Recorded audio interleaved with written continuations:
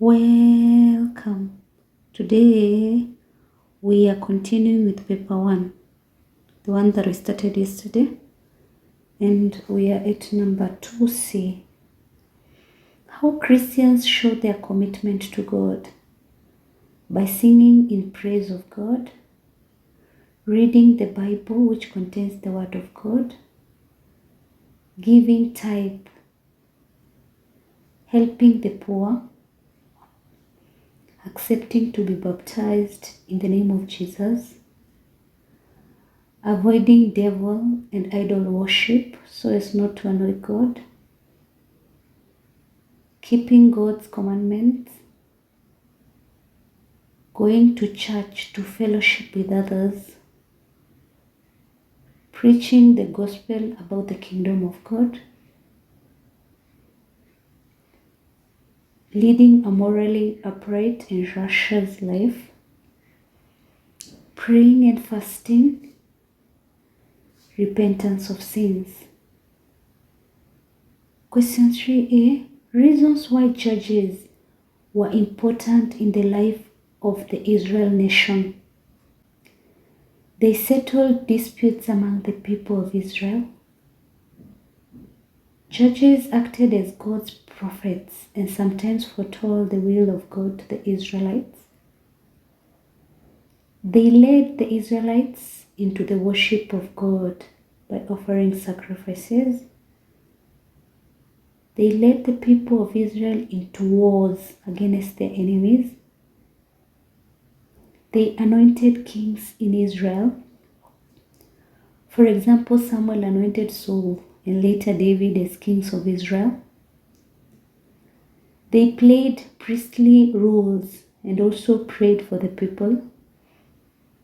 They acted as advisors of kings and the people of Israel. Question 3B. Ways through which King Jeroboam encouraged the spread of idolatry in Israel. He stopped the Israelites from going to worship. Question 3B. Ways through which King Jeroboam encouraged the spread of idolatry in Israel. He stopped the Israelites from going to worship. He made golden bulls and placed them in Bethel and Dan, thus encouraging idol worship. He chose priests who did not belong to the family of Levi, who misled the Israelites. He instituted religious festivals in Israel in a month of his choice. He worshipped idols, thus setting a bad example for his subjects. He led a revolt that led to the split of the kingdom of God, thus destroying the ideas of covenant brotherhood initiated by God. He refused to listen to the prophets of God. He burned incense at the altar of idols, thus breaking the first covenant. Question 3C. Lessons that church leaders can learn from the context of Mount Carmel. Yahweh is the only true God. Yahweh is a living God who controls forces of nature. Yahweh is a merciful God who wins back wayward hearts. Yahweh is a jealous God who will have no other gods beside him. Yahweh is a God of justice who punishes idolaters and other sins. Yahweh answers prayers. They should be faithful to God as Elijah was. Question 4A. 7 ways through which the Old Testament prophets communicated their messages to the people. Sermons, for example, Jeremiah's temple sermon. Letters, for example, Jeremiah's letter to the exiles. songs,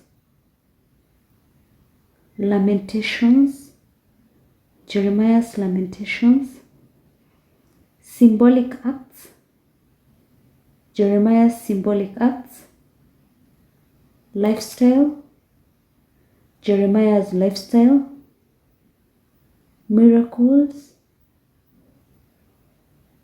Moses and Elijah, prose and lyrics. Question 4b.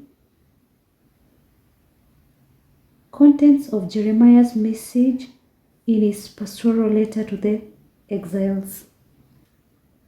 The first content was to build houses and settle down, plant gardens and eat their produce, take wives and have sons and daughters, take wives for your sons and give your daughters in marriage, to live in peace in Babylon cities, pray for the welfare of the masters, not to listen to false prophets and diviners. God would restore them back to their land after 70 years. God would fulfill his promises to them. God had good plans for them in their future. God will answer their prayers when they called upon him. God would punish the false prophets who were telling lies. God would punish those that had refused to go to exile. Question 4c. 6 ways in which the church is carrying out its prophetic role. The church condemns social evils in the society, preaching the gospel, warning people of impending judgment if they don't repent, interceding for the nation, giving the people a message of hope and encouragement, providing guidance and counseling to the people, providing civic education to the people,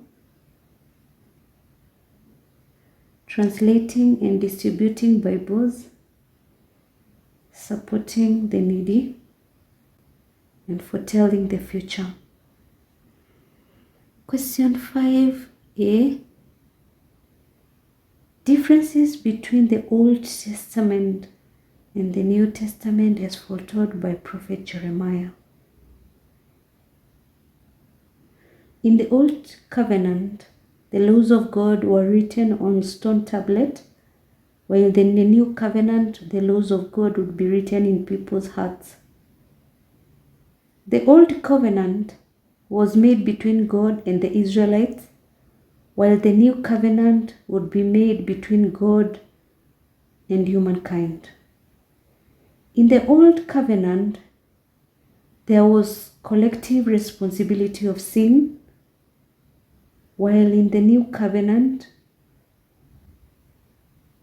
there will be individual responsibility of sins.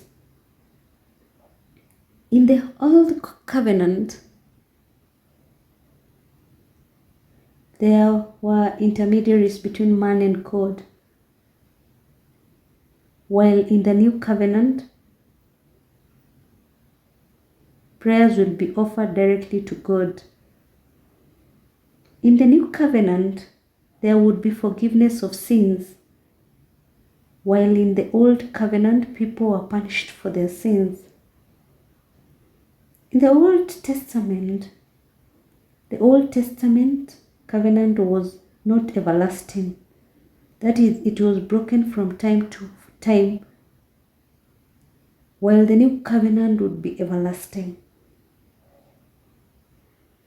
The New Covenant would be based on man's free response to God, while the Old Covenant was based on law.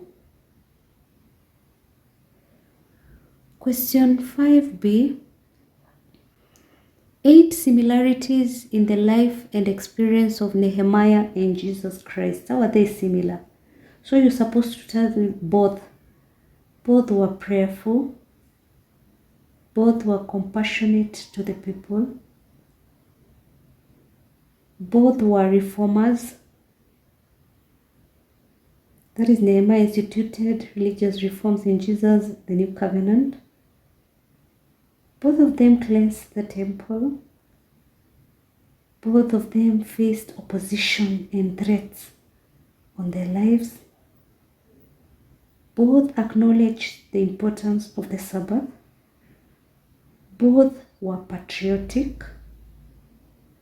That is, Nehemiah had a great love for the Jewish community, while Jesus showed a lot of love for his people, in that he wept over Jerusalem. Both portrayed great wisdom.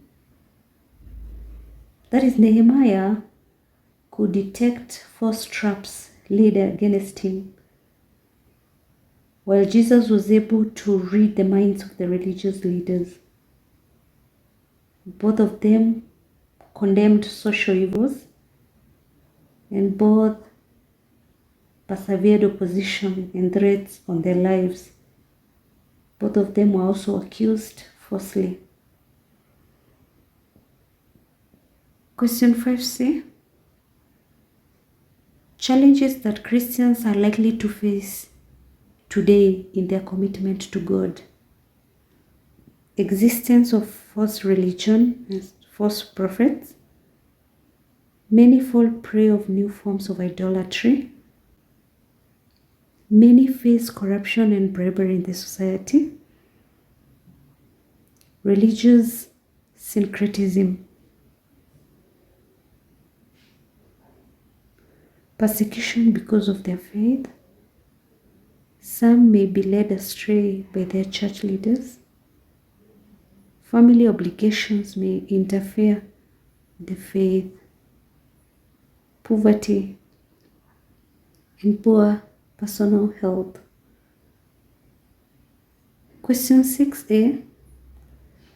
7 factors which promote harmony and mutual responsibility in traditional African communities.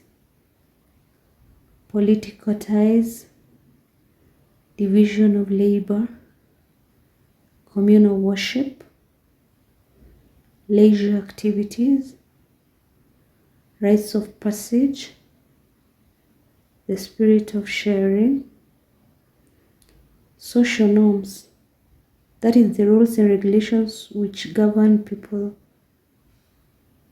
Question 6b. The role of healers in traditional African communities. It was to diagnose the cause of ailments, officiate in offering sacrifices. They acted as religious leaders. They act, not in the past tense. You should write in the, like it's happening now, what is happening now, not in the past. Protect people from misfortunes. Advice on the right treatment or cure. Combat witchcraft by sending them back to the others. Help trap witches and criminals. Purify people's crops, animals, and homes. Act as mediators between man, God, and ancestors. Help increase fertility of people and animals. Train other medicine men. Offered guidance and counseling. The last question, 6 factors undermining kinship ties in modern society. Urbanization, money economy, formal education, introduction of various religions, land tenure system, permissiveness in the society, Western influence, and intermarriages. Did you understand? Kindly let me know in the comment section below. Also, let me know what I can look at tomorrow. Thanks a lot for subscribing and listening to me. God bless you.